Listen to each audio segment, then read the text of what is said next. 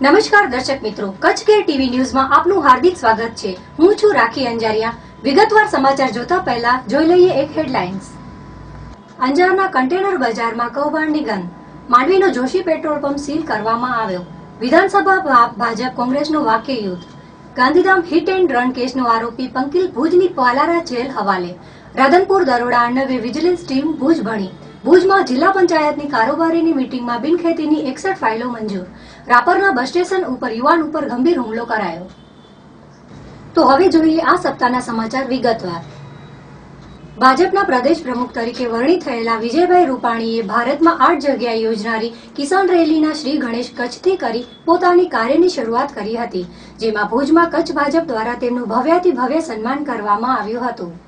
ગુજરાતમાં ભારતીય જનતા પાર્ટી દ્વારા યોજાનારી 8 જગ્યાએ કિસાન રેલીનું શ્રી ગણેશ કચ્છથી કરવામાં આવ્યું હતું. પ્રદેશ પ્રમુખ બન્યા પછી સૌપ્રથમવાર કચ્છ આવેલા વિજયભાઈ રૂપાણીએ સૌપ્રથમ જ્યુબિલી ગ્રાઉન્ડ ખાતે આવેલી શ્યામજી કૃષ્ણ વર્માની પ્રતિમા ઉપર હાર રોપણ કર્યા બાદ રેલીને સ્ટાર્ટ આપ્યું હતું.